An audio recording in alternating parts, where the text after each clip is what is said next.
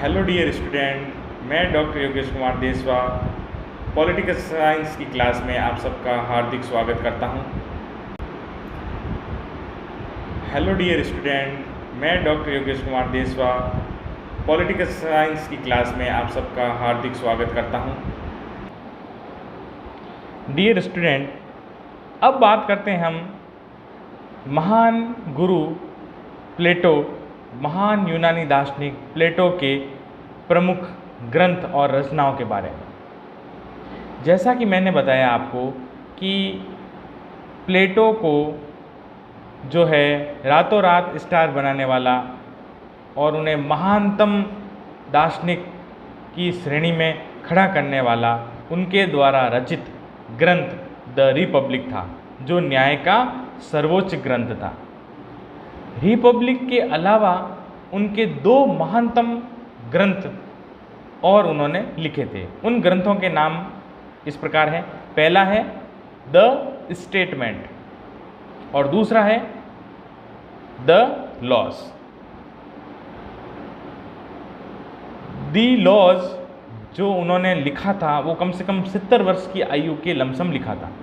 तो वो जो है वो आदर्शवादी न होते हुए वो व्यवहारवादी था, क्योंकि 70 वर्ष की आयु में जब व्यक्ति किसी पुस्तक का रचयिता मतलब किसी पुस्तक का जब रचना करता है तो उसमें काफ़ी व्यवहारिकता की बातें जोड़ी जाती है। तो द रिपब्लिक और द स्टेटमेंट उनकी आदर्शात्मक स्वरूप को प्रेजेंट करता है। आदर्शवादी सिद्धांतों से लबरेज था। कौन से दोनों ग्रंथ? द रिपब्लिक और द स्टेटमेंट। लेकिन जो उनका तीसरा महानतम ग्रंथ था दी लॉज को उन्होंने कम से कम 70 वर्ष की आयु में जो लिखना प्रारंभ किया था। तो 70 वर्ष की आयु में जब उन्होंने लिखा है तो उन्होंने काफ़ी कुछ आदर्शवादी चीज़ों से हटकर चीज़ें लिखी, मतलब परिकल्पनाओं से हटकर व्यवहारिक तत्व की तरफ उनका झुकाव रहा प्लेटो का। तो उसमें उन्होंने काफ़ी व्यवहारिक चीज़ों का जो है उसमें अपने पर्सनल एक्सपीरियंस को उन्होंने उसमें शेयर किया, साझा किया द लॉज के अंदर। तो उनमें ज़्यादा जो उनका जो फोकस्ड रहा वो व्यवहारिकता का रहा। तो इस प्रकार प्लेटो के 3 महानतम ग्रंथ द रिपब्लिक, द स्टेटमेंट और द लॉज, ये 3 प्रमुख ग्रंथ थे। अब हम बात करते हैं प्लेटो के सबसे प्रमुख सिद्धांत थ्योरी ऑफ जस्टिस, न्याय का सिद्धांत।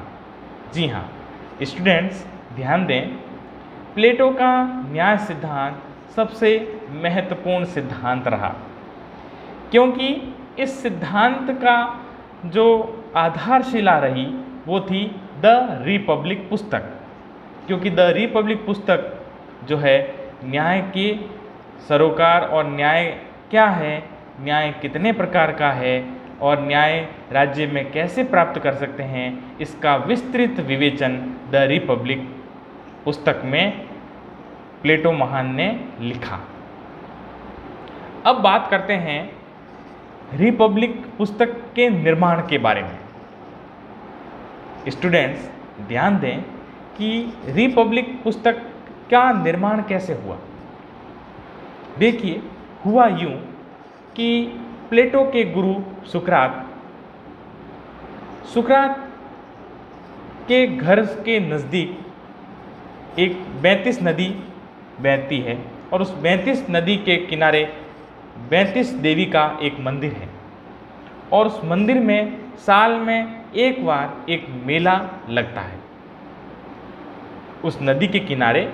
स्टूडेंट ध्यान दें, सुकरात के घर से कम 15-20 किलोमीटर की दूरी पर 32 नदी के किनारे 32 देवी का एक मंदिर है और उस मंदिर में साल में एक बार मेला भरा जाता है और उस मेले के अंदर बहुत सारी स्टॉल्स जो हैं, आप जानते ही मेला लगेगा तो काफ़ी स्टॉल्स भी रहेंगी, दुकानें भी रहेंगी।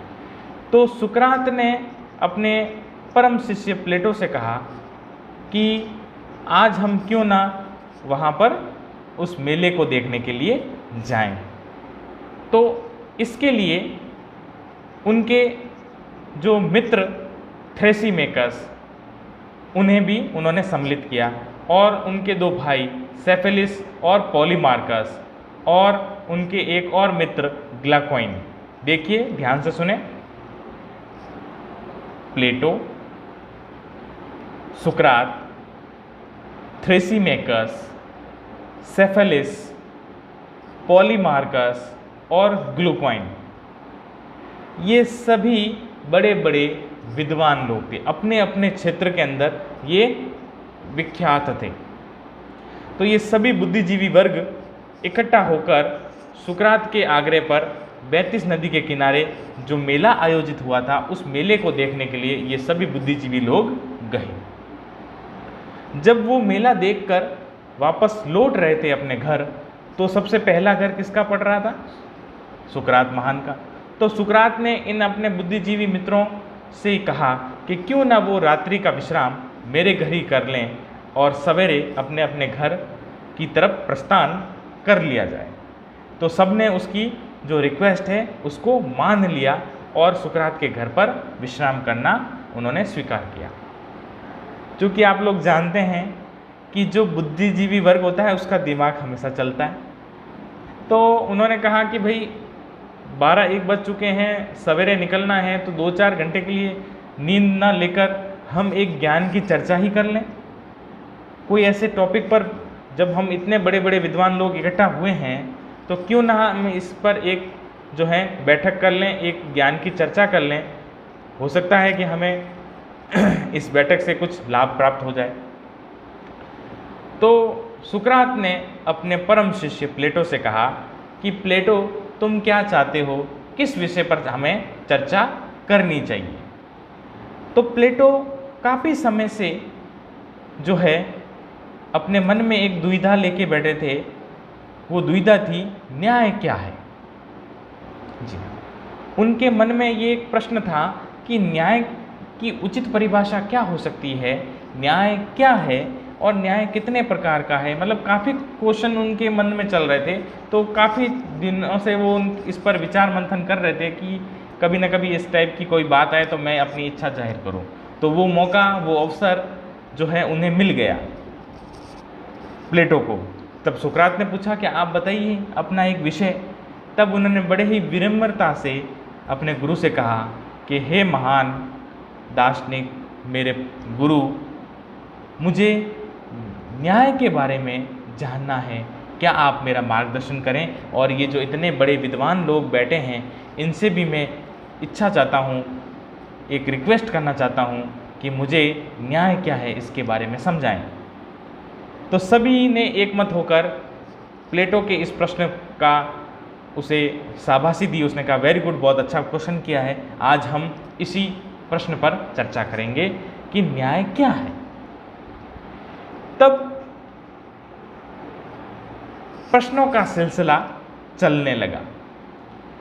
महान गुरु सुकरात महान क्रांतिकारी विचारों को लब्रेज, सोफिस्ट, बड़े सोफिस्ट थे। थ्रेसीमेकस जो बड़ी क्रांतिकारी विचारधारा के लब्रेज थे और वो सोफिस्ट थे, बड़े ही विद्वान थे अपने क्षेत्र में, सोफिस्ट, थ्रेसीमेकस। और उनके ही दो बड़े भाई कह लीजिए या उनके मित्र कह लीजिए, उनके सखा कह लीजिए, सेफेलिस और पॉलीमार्कस, जो परंपरावादी सिद्धांत के कट्टर समर्थक थे। और यही इनके परम मित्र ग्लूक्वाइन, जो कार्यकारी सिद्धांतों से लबरेज थे। तो कहने का तात्पर्य है कि जो भी विद्वान थे अपने अपने सिद्धांतों पर अडिग और अपने क्षेत्र में प्रसिद्धि प्राप्त करने वाले विद्वान थे। प्लेटो अपनी सूझबूझ से इस सारे प्रश्नों को और उनके उत्तरों को जो है राइट कर रहे थे, लिख रहे थे। चुपचाप इन सब के प्रश्न और उनके उत्तर, प्रश्न और उत्तर इस प्रकार से वो नोट डाउन कर रहे थे, सभी को लिख रहे थे। तो लिखते लिखते सवेरा हो गया और सभी ने अपने अपने सिद्धांतों से न्याय के बारे में उन्होंने अपने जो हैं न्याय के बारे में उन्हें बताया कि भाई न्याय ये है, न्याय ये है, न्याय ये है। और प्लेटो जो है बड़े ही आदर्शवादी विद्यार्थी बनते हुए सभी को आराम से लिख रहे थे, उन महान लोगों की बातों का प्रश्न उत्तर इस प्रकार से उन्होंने उस सब को लिखा।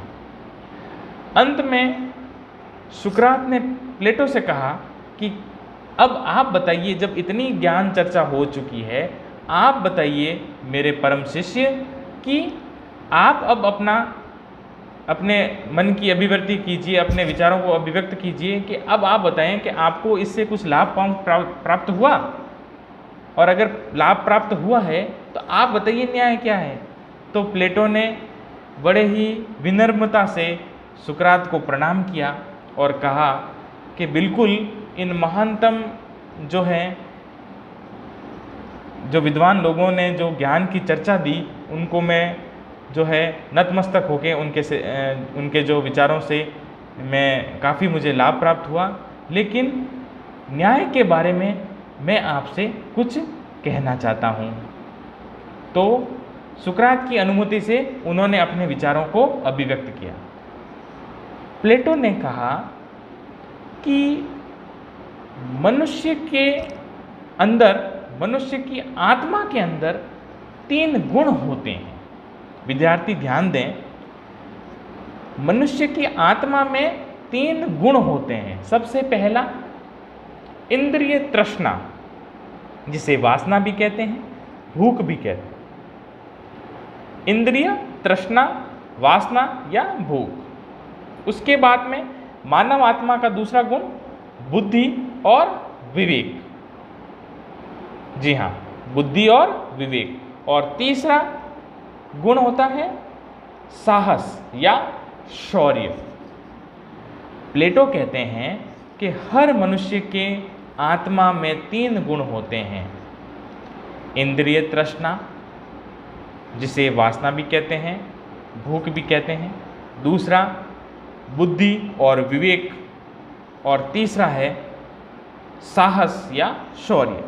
और मानव आत्मा के इन 3 गुणों से राज्य में 3 वर्गों का निर्माण होता है। समाज में 3 वर्ग की स्थापना होती है। ध्यान से सुने। पहला, इंद्रिय तृष्णा।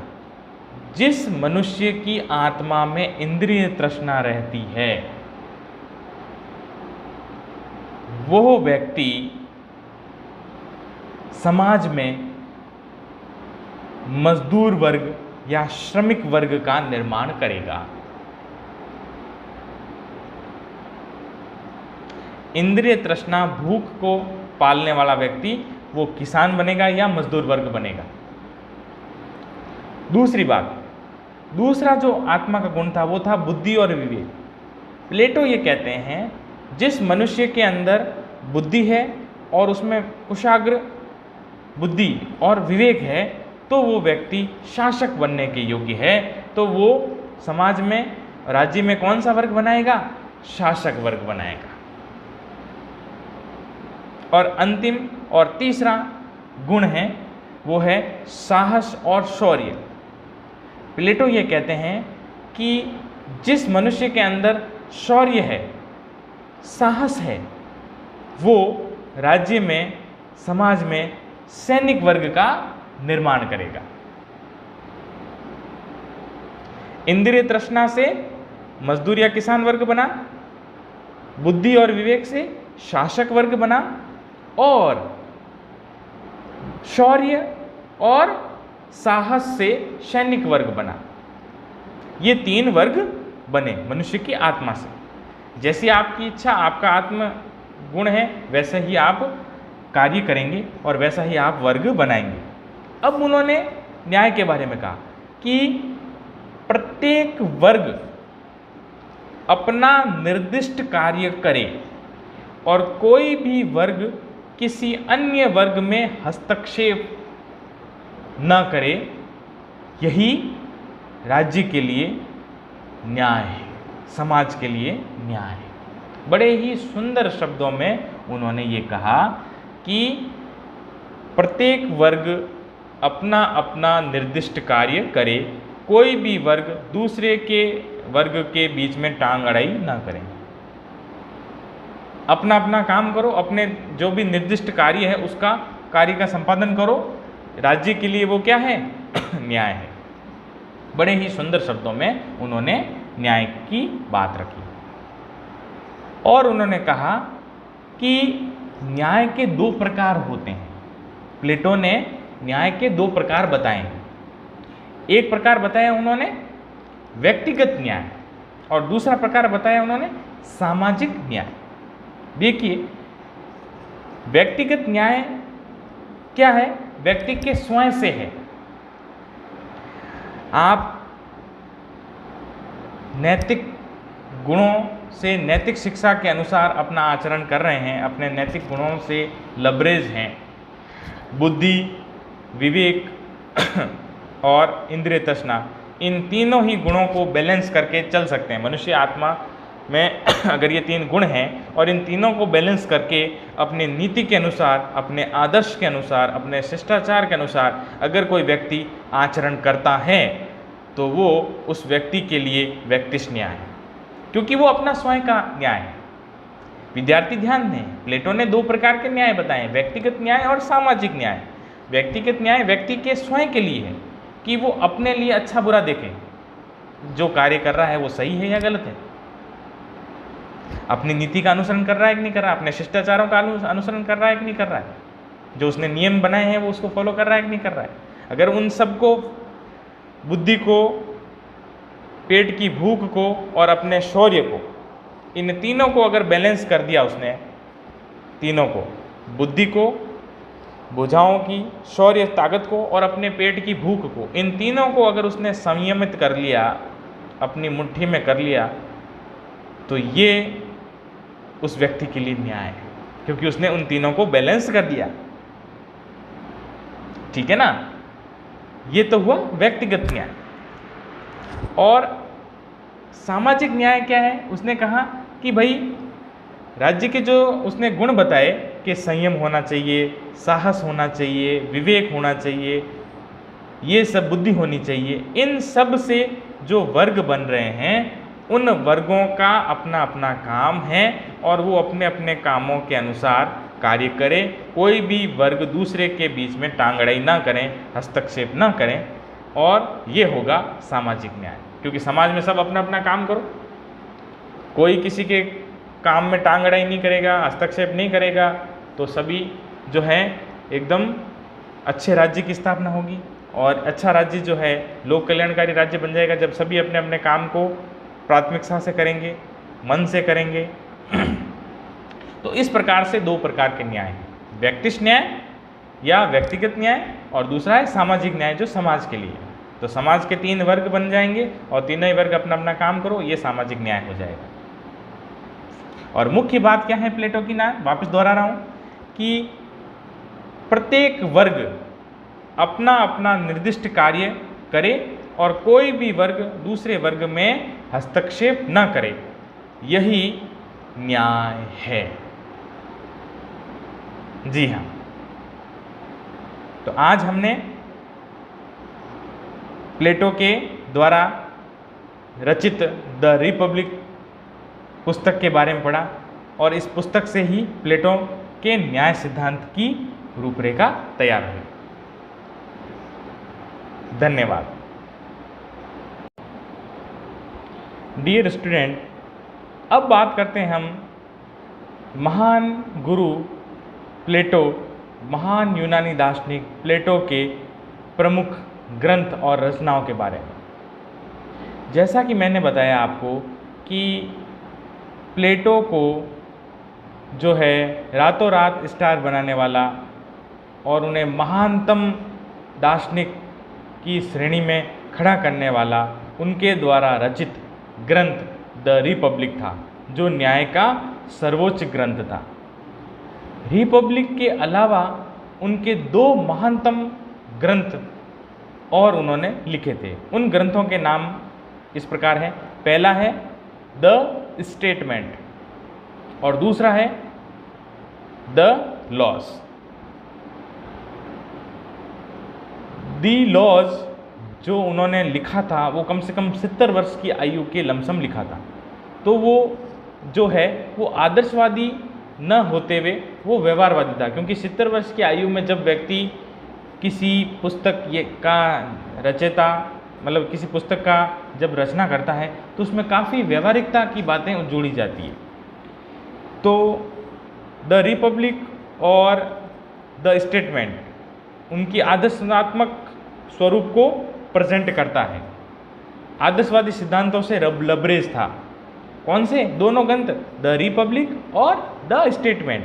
लेकिन जो उनका तीसरा महानतम ग्रंथ था दी लॉज को उन्होंने कम से कम 70 वर्ष की आयु में जो लिखना प्रारंभ किया था। तो 70 वर्ष की आयु में जब उन्होंने लिखा है तो उन्होंने काफ़ी कुछ आदर्शवादी चीज़ों से हटकर चीज़ें लिखी, मतलब परिकल्पनाओं से हटकर व्यवहारिक तत्व की तरफ उनका झुकाव रहा प्लेटो का। तो उसमें उन्होंने काफ़ी व्यवहारिक चीज़ों का जो है उसमें अपने पर्सनल एक्सपीरियंस को उन्होंने उसमें शेयर किया, साझा किया द लॉज के अंदर। तो उनमें ज़्यादा जो उनका जो फोकस्ड रहा वो व्यवहारिकता का रहा। तो इस प्रकार प्लेटो के 3 महानतम ग्रंथ, द रिपब्लिक, द स्टेटमेंट और दी लॉज, ये 3 प्रमुख ग्रंथ थे। अब हम बात करते हैं प्लेटो के सबसे प्रमुख सिद्धांत, थ्योरी ऑफ जस्टिस, न्याय का सिद्धांत। जी हाँ स्टूडेंट्स, ध्यान दें, प्लेटो का न्याय सिद्धांत सबसे महत्वपूर्ण सिद्धांत रहा, क्योंकि इस सिद्धांत का जो आधारशिला रही वो थी द रिपब्लिक पुस्तक। क्योंकि द रिपब्लिक पुस्तक जो है न्याय के सरोकार और न्याय क्या है, न्याय कितने प्रकार का है और न्याय राज्य में कैसे प्राप्त कर सकते हैं, इसका विस्तृत विवेचन द रिपब्लिक पुस्तक में प्लेटो महान ने लिखा। अब बात करते हैं रिपब्लिक पुस्तक के निर्माण के बारे में। स्टूडेंट्स ध्यान दें कि रिपब्लिक पुस्तक का निर्माण कैसे हुआ। देखिए, हुआ यूं कि प्लेटो के गुरु सुकरात के घर के नज़दीक एक 32 नदी बहती है और उस 32 नदी के किनारे 32 देवी का एक मंदिर है और उस मंदिर में साल में एक बार एक मेला लगता है। उस नदी के किनारे, स्टूडेंट ध्यान दें, सुकरात के घर से कम 15-20 किलोमीटर की दूरी पर 32 नदी के किनारे 32 देवी का एक मंदिर है और उस मंदिर में साल में एक बार मेला भरा जाता है और उस मेले के अंदर बहुत सारी स्टॉल्स जो हैं, आप जानते ही मेला लगेगा तो काफ़ी स्टॉल्स भी रहेंगी, दुकानें भी रहेंगी। तो सुकरात ने अपने परम शिष्य प्लेटो से कहा कि आज हम क्यों ना वहाँ पर उस मेले को देखने के लिए जाएं। तो इसके लिए उनके जो मित्र थ्रेसीमेकस, उन्हें भी उन्होंने सम्मिलित किया और उनके 2 भाई सेफेलिस और पॉलीमार्कस और उनके एक और मित्र ग्लाकोइन। देखिए, ध्यान से सुने, प्लेटो, सुकरात, थ्रेसीमेकस, सेफेलिस, पॉलीमार्कस और ग्लूकोइन, ये सभी बड़े बड़े विद्वान लोग थे, अपने अपने क्षेत्र के अंदर ये विख्यात थे। तो ये सभी बुद्धिजीवी वर्ग इकट्ठा होकर सुकरात के आग्रह पर 32 नदी के किनारे जो मेला आयोजित हुआ था उस मेले को देखने के लिए ये सभी बुद्धिजीवी लोग गए। जब वो मेला देखकर वापस लौट रहे थे अपने घर, तो सबसे पहला घर किसका पड़ रहा था? सुकरात महान का। तो सुकरात ने इन अपने बुद्धिजीवी मित्रों से कहा कि क्यों ना वो रात्रि का विश्राम मेरे घर ही कर लें और सवेरे अपने अपने घर की तरफ प्रस्थान कर लिया जाए। तो सबने उसकी जो रिक्वेस्ट है उसको मान लिया और सुकरात के घर पर विश्राम करना उन्होंने स्वीकार किया। चूँकि आप लोग जानते हैं कि जो बुद्धिजीवी वर्ग होता है उसका दिमाग हमेशा चलता है, तो उन्होंने कहा कि भाई 12-1 बज चुके हैं, सवेरे निकलना है, तो 2-4 घंटे के लिए नींद ना लेकर हम एक ज्ञान की चर्चा ही कर लें। कोई ऐसे टॉपिक पर, जब हम इतने बड़े बड़े विद्वान लोग इकट्ठा हुए हैं, तो क्यों ना हम इस पर एक जो है बैठक कर लें, एक ज्ञान की चर्चा कर लें। हो सकता है कि हमें इस बैठक से कुछ लाभ प्राप्त हो जाए। तो सुकरात ने अपने परम शिष्य प्लेटो से कहा कि प्लेटो, तुम क्या चाहते हो, किस विषय पर हमें चर्चा करनी चाहिए। तो प्लेटो काफ़ी समय से जो है अपने मन में एक दुविधा लेके बैठे थे। वो दुविधा थी, न्याय क्या है। जी, उनके मन में ये एक प्रश्न था कि न्याय की उचित परिभाषा क्या हो सकती है, न्याय क्या है और न्याय कितने प्रकार का है। मतलब काफ़ी क्वेश्चन उनके मन में चल रहे थे। तो काफ़ी दिनों से वो इस पर विचार मंथन कर रहे थे कि कभी ना कभी इस टाइप की कोई बात आए तो मैं अपनी इच्छा जाहिर करूं। तो वो मौका, वो अवसर जो है उन्हें मिल गया प्लेटो को। तब सुकरात ने पूछा कि आप बताइए अपना एक विषय। तब उन्होंने बड़े ही विनम्रता से अपने गुरु से कहा कि हे महान दार्शनिक, मेरे गुरु, मुझे न्याय के बारे में जानना है, क्या आप मेरा मार्गदर्शन करें। और ये जो इतने बड़े विद्वान लोग बैठे हैं, इनसे भी मैं इच्छा चाहता हूँ, एक रिक्वेस्ट करना चाहता हूँ कि मुझे न्याय क्या है इसके बारे में समझाएं। तो सभी ने एकमत होकर प्लेटो के इस प्रश्न का उसे शाबाशी दी। उसने कहा वेरी गुड, बहुत अच्छा क्वेश्चन किया है। आज हम इसी प्रश्न पर चर्चा करेंगे कि न्याय क्या है। तब प्रश्नों का सिलसिला चलने लगा। महान गुरु सुकरात महान क्रांतिकारी विचारों को लबरेज, सोफिस्ट, बड़े सोफिस्ट थे। थ्रेसीमेकस जो बड़ी क्रांतिकारी विचारधारा के लबरेज थे और वो सोफिस्ट थे, बड़े ही विद्वान थे अपने क्षेत्र में, सोफिस्ट, थ्रेसीमेकस। और उनके ही दो बड़े भाई कह लीजिए या उनके मित्र कह लीजिए, उनके सखा कह लीजिए, सेफेलिस और पॉलीमार्कस, जो परंपरावादी सिद्धांत के कट्टर समर्थक थे। और यही इनके परम मित्र ग्लुकोइन, जो कार्यकारी सिद्धांतों से लबरेज थे। तो कहने का तात्पर्य है कि जो भी विद्वान थे अपने अपने सिद्धांतों पर अडिग और अपने क्षेत्र में प्रसिद्धि प्राप्त करने वाले विद्वान थे। प्लेटो अपनी सूझबूझ से इस सारे प्रश्नों को और उनके उत्तरों को जो है राइट कर रहे थे, लिख रहे थे। चुपचाप इन सब के प्रश्न और उनके उत्तर, प्रश्न और उत्तर इस प्रकार से वो नोट डाउन कर रहे थे, सभी को लिख रहे थे। तो लिखते लिखते सवेरा हो गया और सभी ने अपने अपने सिद्धांतों से न्याय के बारे में उन्होंने अपने जो है न्याय के बारे में उन्हें बताया कि भाई न्याय ये है, न्याय ये है, न्याय ये है। और प्लेटो जो है बड़े ही आदर्शवादी विद्यार्थी बनते हुए सभी को आराम से लिख रहे थे। उन महान लोगों की बातों का प्रश्न उत्तर इस प्रकार से उन्होंने उस सब को लिखा।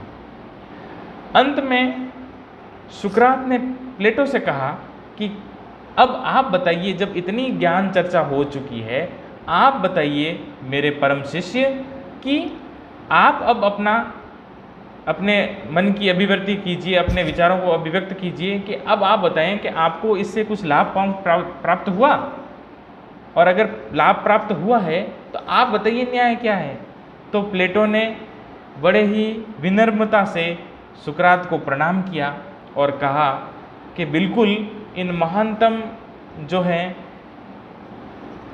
जो विद्वान लोगों ने जो ज्ञान की चर्चा दी, उनको मैं जो है नतमस्तक होके उनके जो विचारों से मैं काफ़ी मुझे लाभ प्राप्त हुआ। लेकिन न्याय के बारे में मैं आपसे कुछ कहना चाहता हूँ। तो सुकरात की अनुमति से उन्होंने अपने विचारों को अभिव्यक्त किया। प्लेटो ने कहा कि मनुष्य के अंदर, मनुष्य की आत्मा के अंदर 3 गुण होते हैं। विद्यार्थी ध्यान दें, मनुष्य की आत्मा में 3 गुण होते हैं। सबसे पहला इंद्रिय तृष्णा, जिसे वासना भी कहते हैं, भूख भी कहते हैं। इंद्रिय तृष्णा, वासना या भूख। उसके बाद में मानव आत्मा का दूसरा गुण बुद्धि और विवेक। जी हाँ, बुद्धि और विवेक। और तीसरा गुण होता है साहस या शौर्य। प्लेटो कहते हैं कि हर मनुष्य के आत्मा में 3 गुण होते हैं। इंद्रिय तृष्णा, जिसे वासना भी कहते हैं, भूख भी कहते हैं। दूसरा बुद्धि और विवेक। और तीसरा है साहस या शौर्य। और मानव आत्मा के इन 3 गुणों से राज्य में 3 वर्गों का निर्माण होता है। समाज में 3 वर्ग की स्थापना होती है। ध्यान से सुने। पहला, इंद्रिय तृष्णा। जिस मनुष्य की आत्मा में इंद्रिय तृष्णा रहती है, वो व्यक्ति समाज में मजदूर वर्ग या श्रमिक वर्ग का निर्माण करेगा। इंद्रिय तृष्णा, भूख को पालने वाला व्यक्ति वो किसान बनेगा या मजदूर वर्ग बनेगा। दूसरी बात, दूसरा जो आत्मा का गुण था वो था बुद्धि और विवेक। प्लेटो ये कहते हैं जिस मनुष्य के अंदर बुद्धि है और उसमें कुशाग्र बुद्धि और विवेक है, तो वो व्यक्ति शासक बनने के योग्य है। तो वो समाज में, राज्य में कौन सा वर्ग बनाएगा? शासक वर्ग बनाएगा। और अंतिम और तीसरा गुण है वो है साहस और शौर्य। प्लेटो ये कहते हैं कि जिस मनुष्य के अंदर शौर्य है, साहस है, वो राज्य में, समाज में सैनिक वर्ग का निर्माण करेगा। इंद्रिय तृष्णा से मजदूर या किसान वर्ग बना, बुद्धि और विवेक से शासक वर्ग बना, और शौर्य और साहस से सैनिक वर्ग बना। ये 3 वर्ग बने मनुष्य की आत्मा से। जैसी आपकी इच्छा, आपका आत्म गुण है, वैसे ही आप कार्य करेंगे और वैसा ही आप वर्ग बनाएंगे। अब उन्होंने न्याय के बारे में कहा कि प्रत्येक वर्ग अपना निर्दिष्ट कार्य करे और कोई भी वर्ग किसी अन्य वर्ग में हस्तक्षेप न करे। यही राज्य के लिए न्याय है, समाज के लिए न्याय है। बड़े ही सुंदर शब्दों में उन्होंने ये कहा कि प्रत्येक वर्ग अपना अपना निर्दिष्ट कार्य करे, कोई भी वर्ग दूसरे के वर्ग के बीच में टांग अड़ाई ना करे। अपना अपना काम करो, अपने जो भी निर्दिष्ट कार्य है उसका कार्य का संपादन करो। राज्य के लिए वो क्या है? न्याय है। बड़े ही सुंदर शब्दों में उन्होंने न्याय की बात रखी। और उन्होंने कहा कि न्याय के 2 प्रकार होते हैं। प्लेटो ने न्याय के 2 प्रकार बताए हैं। एक प्रकार बताया उन्होंने व्यक्तिगत न्याय, और दूसरा प्रकार बताया उन्होंने सामाजिक न्याय। देखिए, व्यक्तिगत न्याय क्या है? व्यक्ति के स्वयं से है। आप नैतिक गुणों से, नैतिक शिक्षा के अनुसार अपना आचरण कर रहे हैं, अपने नैतिक गुणों से लबरेज हैं। बुद्धि, विवेक और इंद्रिय तृष्णा, इन तीनों ही गुणों को बैलेंस करके चल सकते हैं। मनुष्य आत्मा में अगर ये 3 गुण हैं और इन तीनों को बैलेंस करके अपनी नीति के अनुसार, अपने आदर्श के अनुसार, अपने शिष्टाचार के अनुसार अगर कोई व्यक्ति आचरण करता है, तो वो उस व्यक्ति के लिए व्यक्तिश न्याय है, क्योंकि वो अपना स्वयं का न्याय है। विद्यार्थी ध्यान दें, प्लेटो ने दो प्रकार के न्याय बताए, व्यक्तिगत न्याय और सामाजिक न्याय। व्यक्तिगत न्याय व्यक्ति के स्वयं के लिए है कि वो अपने लिए अच्छा बुरा देखे, जो कार्य कर रहा है वो सही है या गलत है, अपनी नीति का अनुसरण कर रहा है कि नहीं कर रहा है, अपने शिष्टाचारों का अनुसरण कर रहा है कि नहीं कर रहा है, जो उसने नियम बनाए हैं वो उसको फॉलो कर रहा है कि नहीं कर रहा है। अगर उन सबको, बुद्धि को, पेट की भूख को और अपने शौर्य को, इन तीनों को अगर बैलेंस कर दिया उसने, तीनों को, बुद्धि को, भुजाओं की, शौर्य ताकत को और अपने पेट की भूख को, इन तीनों को अगर उसने संयमित कर लिया, अपनी मुट्ठी में कर लिया, तो ये उस व्यक्ति के लिए न्याय है, क्योंकि उसने उन तीनों को बैलेंस कर दिया। ठीक है ना। ये तो हुआ व्यक्तिगत न्याय। और सामाजिक न्याय क्या है? उसने कहा कि भाई राज्य के जो उसने गुण बताए कि संयम होना चाहिए, साहस होना चाहिए, विवेक होना चाहिए, ये सब बुद्धि होनी चाहिए, इन सब से जो वर्ग बन रहे हैं उन वर्गों का अपना अपना काम है और वो अपने अपने कामों के अनुसार कार्य करें। कोई भी वर्ग दूसरे के बीच में टांग अड़ाई ना करें, हस्तक्षेप ना करें, और ये होगा सामाजिक न्याय। क्योंकि समाज में सब अपना अपना काम करो, कोई किसी के काम में टांग अड़ाई नहीं करेगा, हस्तक्षेप नहीं करेगा, तो सभी जो है एकदम अच्छे राज्य की स्थापना होगी। और अच्छा राज्य जो है लोक कल्याणकारी राज्य बन जाएगा जब सभी अपने अपने काम को प्राथमिकता से करेंगे, मन से करेंगे। तो इस प्रकार से दो प्रकार के न्याय हैं, व्यक्तिश न्याय या व्यक्तिगत न्याय, और दूसरा है सामाजिक न्याय जो समाज के लिए है। तो समाज के तीन वर्ग बन जाएंगे और तीनों ही वर्ग अपना अपना काम करो, ये सामाजिक न्याय हो जाएगा। और मुख्य बात क्या है प्लेटो की ना, वापस दोहरा रहा हूँ कि प्रत्येक वर्ग अपना अपना निर्दिष्ट कार्य करे और कोई भी वर्ग दूसरे वर्ग में हस्तक्षेप न करे, यही न्याय है। जी हाँ, तो आज हमने प्लेटो के द्वारा रचित द रिपब्लिक पुस्तक के बारे में पढ़ा और इस पुस्तक से ही प्लेटो के न्याय सिद्धांत की रूपरेखा तैयार हुई।